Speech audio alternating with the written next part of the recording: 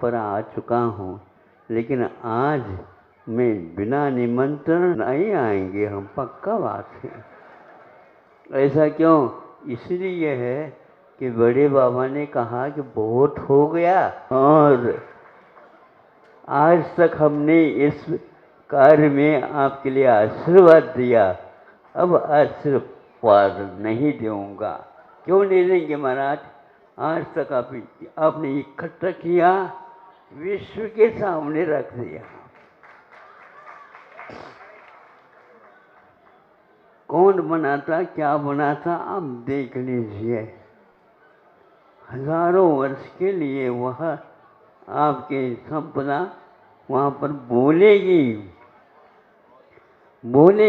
बुलवाएगी, देवलोग भी रमने के लिए आतुर हो जाएंगे।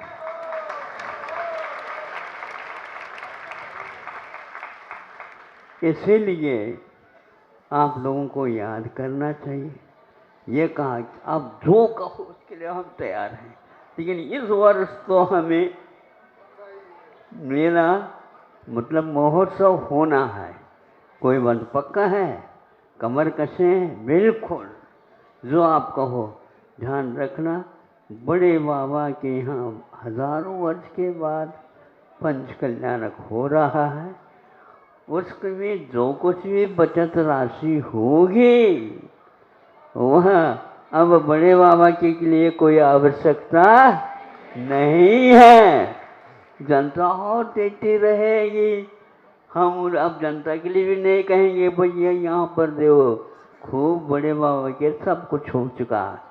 किंतु अब और भी विभाग हैं। चिकित्सा सर्वप्रथम जो गरीबों के लिए चिकित्सा उपलब्ध हो, शुद्ध औषधि तत्वों के साथ होना चाहिए। कितने भी पैसा खर्च हो, बड़े बाबा कहेंगे ये उपयुक्त है, खर्च करिए। ऐसा, और भारत में एक ऐसा आयुर्वेद अनुसंधान केंद्र महाविद्यालयों के साथ बच्चों की प्रतिभा को विकसित करते हुए यहाँ पर छात्राओं के लिए और छात्रों के लिए दो महाविद्यालय खोली जाएगी।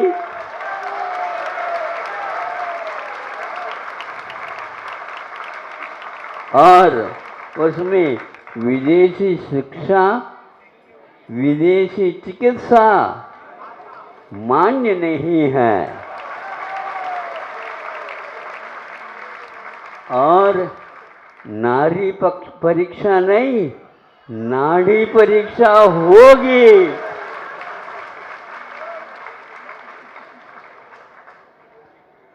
और इस शिक्षा जो भूली जा रही है, इस चिकित्सा जो भूली जा रही है, उसको पुनः जीवित करना है।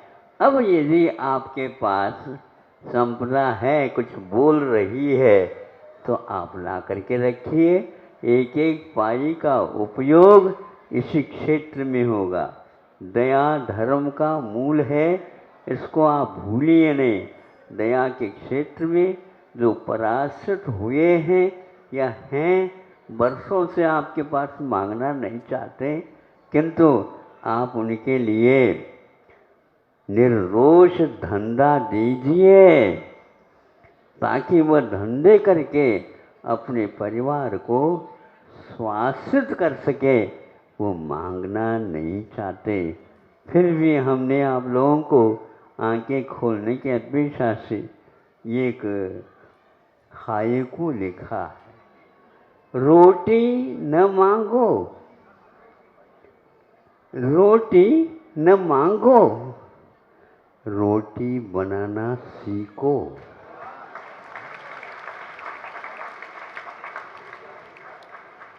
रोटी न मांगो, रोटी बनाना सीखो। और क्या? खिला के खाओ।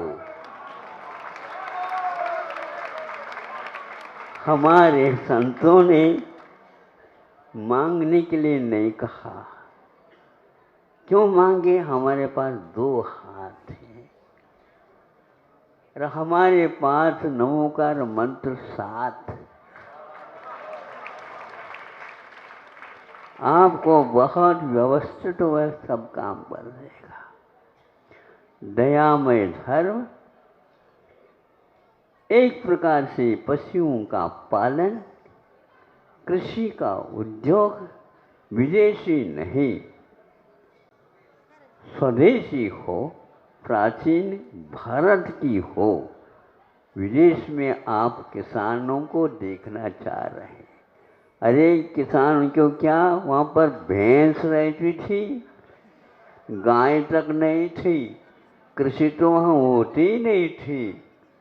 कृषि विज्ञान तो भारत में था, किंतु आज गोबर का आयात विदेश से हो रहा है। कि बदौलत आपका युग है। सोचो।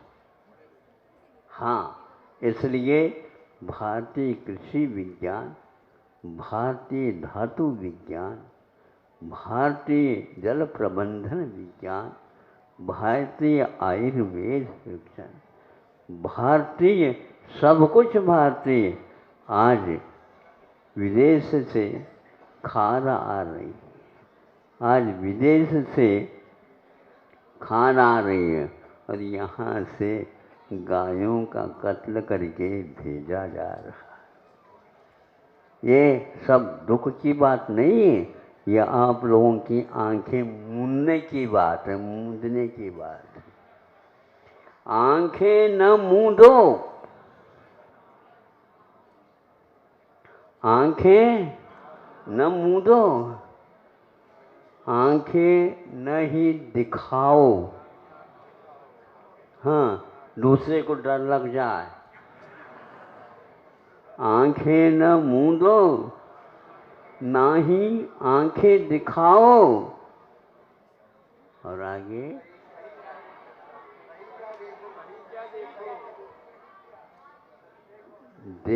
देखो सही क्या है।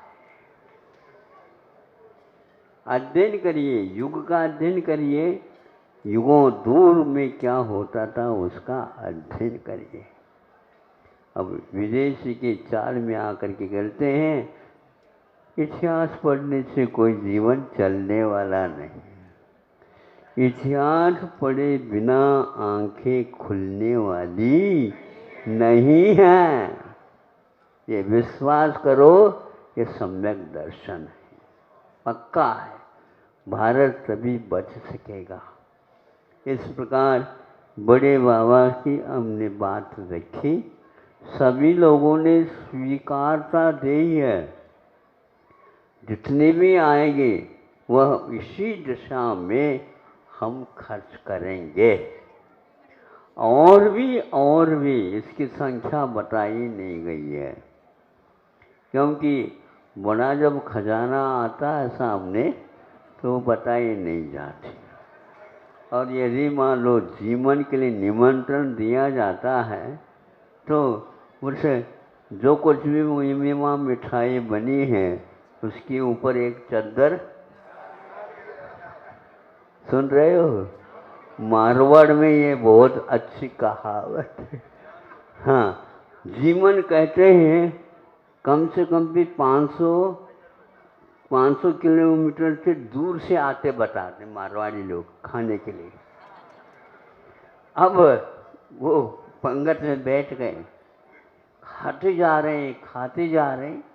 परोसने वाले परोसते चले जा रहे, परोसते चले जाते हैं। भगवान से प्रार्थना करते, हे भगवान, जनता ज़्यादा आई तो क्या करूँगा मैं? आ कैसे सकते हैं, आने तो दो।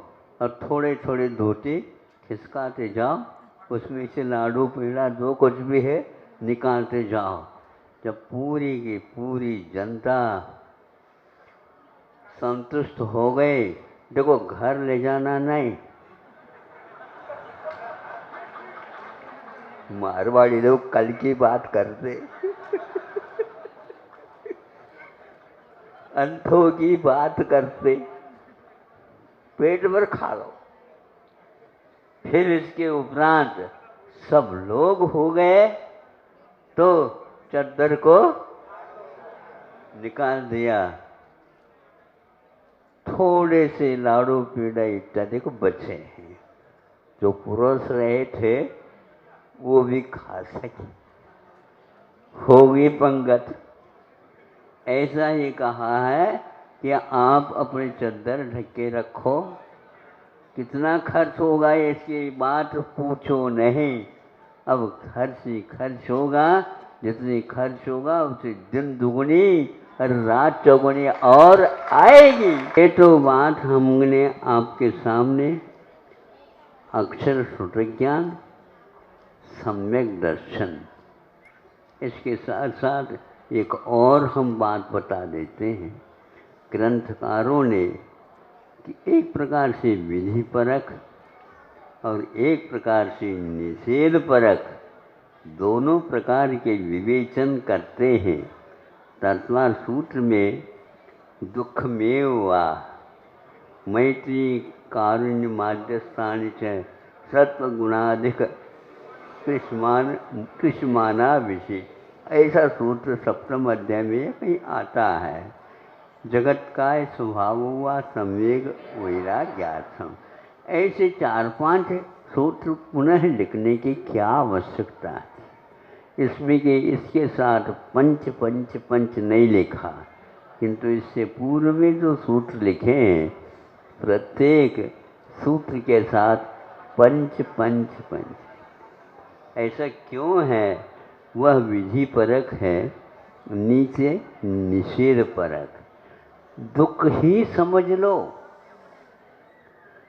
5 पाप दुख ही समझ लो, अथवा जगत का और शरीर का स्वभाव क्या है इसका चिंतन कर लो। एक एक गुण उत्पन्न होंगे, ये लिखा। तो उसकी व्याख्या हम सम्यक दर्शन के साथ जोड़ करके कर रहे हैं। ये 5 पाप का त्याग हो गया तो एक प्रकार से चारित्र आ गया, तीनों इसके साथ जुड़ गए। अब कौन सा महाराज? निषेध पराकार छोटो। सम्यक दर्शन किसको बोलते हैं? तत्वार्थ शुद्धानम सम्यक दर्शन नहीं, हम विपरीत चलेंगे इसमें। फिर भी सस्ता सम्यक दर्शन सब लोगों को मिलेगा। कौन सा है महाराज? हमें बता दो।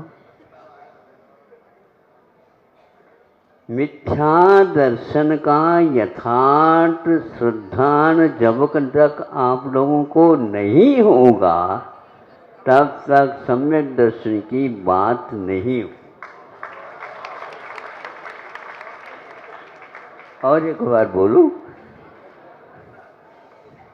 ये कहाँ पर लिखा है महाराज?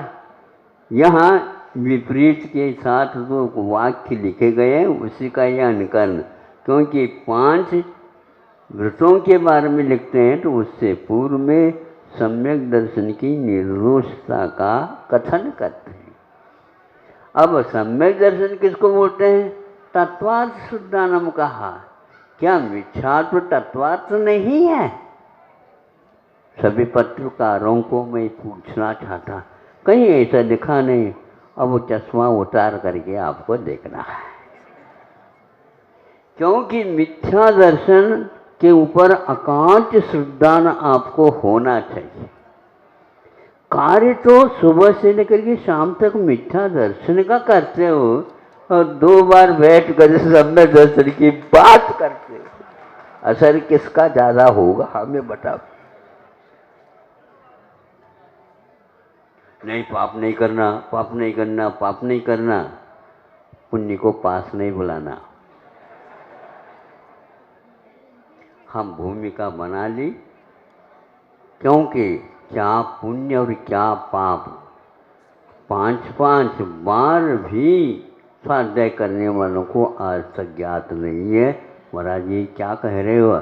मैं तो ऐसे ही बात करता हूँ, यदि अच्छा लग जाए तो हो कर दो। यदि नहीं कहते हैं तो आपको बार बार हाउ कहना पड़ेगा। बाद में सोच लो, विचार कर लो, क्योंकि मिथ्या दर्शन के कारण ही अनंत संसार होता है। ये श्रद्धाना काठ जब तक नहीं होगा तब तक सम्यक दर्शन प्राप्त नहीं होगा, ये पक्का है। और तत्व सूत्र कह रहे हैं। इसलिए मिथ्या दर्शन की पहचान पहले अनिवार्य है। हमें धर्म ध्यान की पहचान करने की शैली आती ही नहीं। क्यों देखते हैं ग्रंथों की ओर, किंतु अपने मन में दिखते ही धर्म ध्यान है क्या नहीं आप निर्णय ले सकते हैं। क्योंकि ध्यान रोध ध्यान के अभाव हुए बिना सम्यक दर्शन ही नहीं होता। क्या आपने 9वें अध्याय पढ़े हैं? हाँ पढ़े महाराज, पढ़ाए हैं, और प्रतिवर्ष उसके ऊपर गहन चिंतन करके हम प्रस्तुत करते हैं। उसमें लिखा धर्म ध्यान के स्वामी का उसमें कथन किया हो तो हमें बता देना। हो नहीं सकता, क्योंकि उसके बीच में आने वाली है वो। लेकिन इसीलिए तो हम कहते हैं धर्म ध्यान की परिभाषा और धर्म ध्यानी कौन है इसी को नहीं बताया, और धर्म ध्यान के शिविर लगा रहे। आत्म ध्यान का रौद्र ध्यान की पहचान पहले कर लो और उससे बचना प्रारंभ कर दीजिए। फिर कहीं जाकर के वह मार्गना स्थान आएगी जहाँ पर धर्म ध्यान का उदय होता है। इतना ही पर्याप्त समझता हूँ। मैं समझ रहा था कि इतना नहीं बोल सकूँगा। आपने बहुत अच्छा बड़ा पुण्य लेकर के आए हैं। ऐसे ही बिंदुओं के माध्यम से हमने सोचा, क्योंकि स्वाध्याय करने से कि किताबी चाहिए नहीं, जहाँ पर आप बैठेंगे इन बिंदुओं के ऊपर विश्वास करेंगे, हाँ ये भी एक वस्तु तो है। हाँ, अब इसके उपरांत तत्व आ गया है। तत्व ऐसे 7 होते हैं, लेकिन तत्व पदार्थ के रूप में 9 भी होते हैं। उसके बारे में यदि समय मिल जाएगा, प्राय करके ये लोग संकलन तो किया है, लेकिन अब भाग्य हो तो आपके लिए सुनने के लिए मिलेगा। ज़्यादा तो अभी मैं नहीं कर सकता। अब कल के बाद तो हम करते हैं नहीं।